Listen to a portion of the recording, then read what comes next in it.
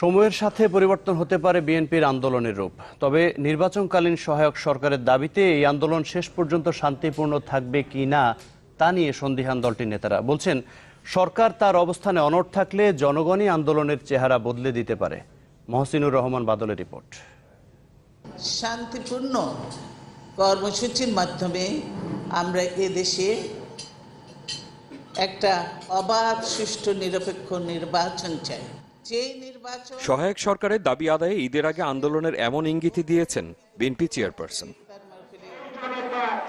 তবে সংবিধান অনুযায়ী নির্বাচন আয়োজনে অনড় অবস্থানে ক্ষমতাসীন দল আওয়ামী লীগ।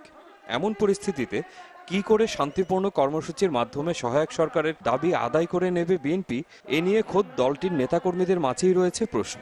আন্দোলনের ধরন কেমন হবে, কর্মসূচি, এ নিয়ে ধোঁয়াশায় নেতাকর্মীরা। দলটির শীর্ষ নেতাদের মতে শান্তিপূর্ণ আন্দোলনের মাঝেই আছেন তারা। সভা, সেমিনার, সংবাদ সম্মেলনে নিজেদের অবস্থান পরিষ্কার করা সহ চলমান সব কর্মসূচিকেই আন্দোলনের অংশ মনে করেন তারা। আমরা সমাবেশ এবং আমাদের বিভিন্ন জনসংযোগমূলক আরও পথসভা, রোড মার্চ, এইসব সব কিছু মাধ্যমে আমরা জনগণকে এই দাবির পক্ষে আনার জন্য আমরা পদক্ষেপ গ্রহণ করব। আমার বিশ্বাস যে আমাদের নেত্রী এই আন্দোলনটা কি শান্তিপূর্ণ আন্দোলন বলেছেন। দলটির অন্য নেতাদের মতে সময়ে বলে দেবে কিরূপ পাবে আন্দোলন। সরকার অনড় থাকলে অধিকার ফিরে পেতে জনগণ কোন পথে হাঁটবে তার সিদ্ধান্ত তখন নেবে বিএনপি।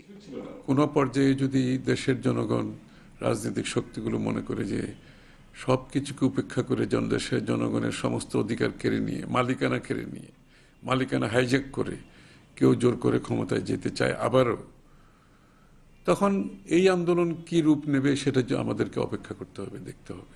গণতন্ত্র সম্মত পথেই কোনো সমাবেশ করতে চাই, ঘেরাও করতে চাই বা জনসভা করতে চাই, তার উপর আওয়ামী লীগ যে আক্রমণ করবে এতে কোনো সন্দেহ নেই। পুলিশ বাহিনীর প্রোটেকশন নিয়ে তাদের বিভিন্ন সশস্ত্র বাহিনী তারা বিএনপি নেতাকর্মীদের উপরে হামলা করবে, এ কথা বোঝাই যাচ্ছে আজকে।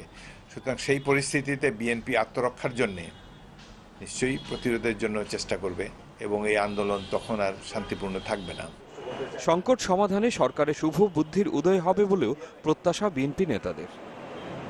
মহসিনুর রহমান বাদল, চ্যানেল 24, ঢাকা।